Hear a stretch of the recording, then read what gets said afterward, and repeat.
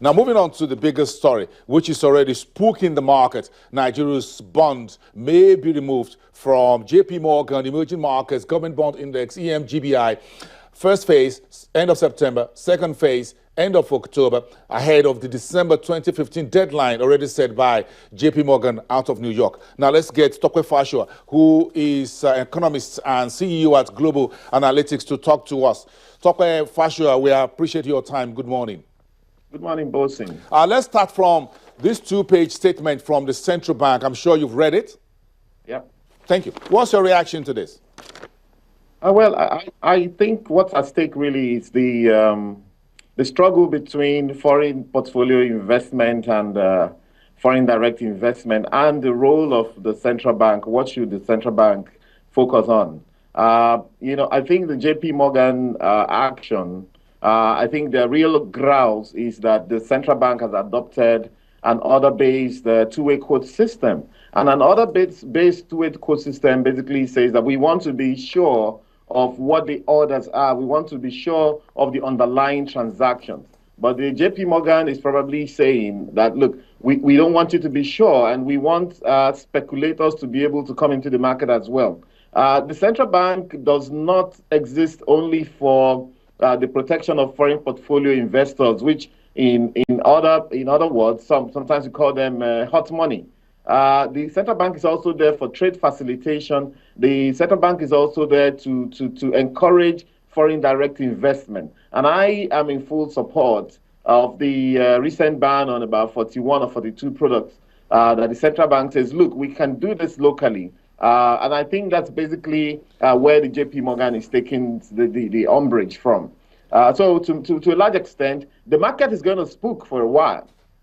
Bond yields are going to go up, as it is already going up. But I think that we shouldn't pander so much to the financialization of our economy vis-a-vis the industrialization of the economy. The central bank has a role to think for the entire Nigerian economy and not necessarily for portfolio investors who want to come in, sometimes make mincemeat of our market and then move on. And this whole idea, we should remember that JP Morgan is only a bank. It's just one company. In fact, JP Morgan is also one of the banks that invests Nigeria's money. Some of our, if I remember well, some of our, foreign reserves resides with these people. JP Morgan also keeps some of the crude oil accounts for us, if you ask NNPC and what have you. No, JP Morgan. Yes, of course. Yeah, thanks for that. Yes. How should bank pander, how much should the country pander to the whims and caprices of a bank remains to be seen. Yes, JP Morgan was, I remember during Soludo, Governor Chukwuma Soludo, the governor of the central bank back then, JP Morgan was one of the, I think, about 5 foreign banks that got about $500 million of Nigeria's money, oil money to be managed. I remember that very well. So JP Morgan is saying this, and again, JP Morgan is quite a prestigious institution. If it has a bond index, everybody's interested in that. Nigeria's bond is also available on Bloomberg terminal, so investors are interested in that as well. But you put it together there, looking at the interest of foreign investors on one hand who just want to buy your country's assets, isn't it? That's what they want to do, whether they're buying treasuries, stocks, or bonds. On the other hand, you have a central bank who has the entire 160 million people to manage. Now, this is very critical. This is a very difficult balancing for a developing economy such as Nigeria. Therefore, at the end of it all, how do you think this is going to pace out? Well, I think that what we should do is really to focus on what makes an economy tick. I think at a point, at this point, and Nigeria being the largest economy in Africa, if you will, we're at this point where we must take difficult decisions. It was never going to be a walk in the park. And number one, no country has ever emerged, really emerged, just by playing to the whims and caprices of portfolio investors. We know what's going on in our stock market, for example. We know the role that the foreign investors, the foreign portfolio investors, it must always be underlined. And the distinction should be made between portfolio investment and direct investment that stay in an economy. We know the role they played in 2008, 2009 in the collapse of the Nigerian stock market. These guys are very tricky to manage, and we need to be very careful. However, we must be focused that whereas we are going to give some leeway to speculators, which are part of the market and part of the price discovery mechanism, at the same time, we must be sure that we are focused on what exactly is going to take our economy forward. Every statement that I've heard from a lot of these guys in the last few months has led to, the current scenario with the Naira, and it's a struggle for CBN to keep the Naira at the level where it is right now.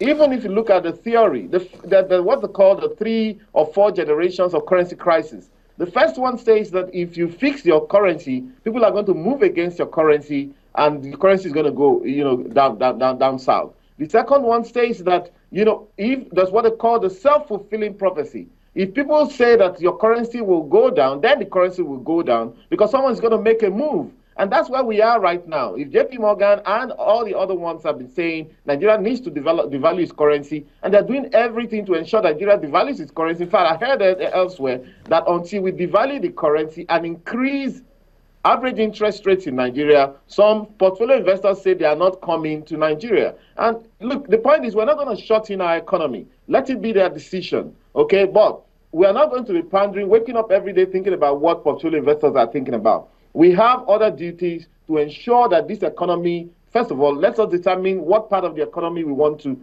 support, okay? How is the economy going to move forward? What are we going to do with employment for our people? Okay, how are Nigerians going to be more prosperous? How are we going to increase standard of living and all that? All of these are within the gamut and within the purview of the central bank and not necessarily playing to the gallery with the JP Morgan. At the end of the day, like I said earlier, JP Morgan is just a bank. Fine, we want to be on some of these prestigious lists, but if we find out that being on those lists is going to give us even bigger problems, bigger macro issues in the long term, I mean, it's all well and good. And mind you that they have only suspended Nigeria for 12 months, meaning that depending on diplomacy, depending on how we're able to get the economy rolling and actually manage our economy on the fiscal, on the macro side, and also manage the other monetary indices, chances are that in the next 12 months we're going to be back there, perhaps in a bigger way. And all of this also points to the fact that, we're only talking about bond markets and the fact that, some of us emerging economies, quote and unquote, are seen to be perpetual borrowers. I don't think someone would. I don't think China is panicking today whether its name is on some emerging economy bond index or what have you, or whether people want to buy its bonds. If you're worried about people buying your bonds, meaning that you're this kind of person, you're out there with a bowl on a daily basis, trying to get some money to finance yourself. And of course, in recent times, we've seen Nigeria borrowing money to even pay salaries. And that is a misnomer. That's an abnormality. It shouldn't happen on a good day. Okay. I'm very much in tune with the central bank on this one. I think, yes, we're going to manage this situation. It's going to pan out. We should focus on critical issues which we will identify about our economy. And in the next 12 months, I think we'll be back on. Thank you very much. I'm not too sure if you've been watching the social media, but it looks like a number of folks agree with you that the bottom line for this for us is to put our house in order. Absolutely. Thank you very much. Tokwe Fasha, economist and the Chief Executive Officer at Global Analytics, live from our Abuja studios.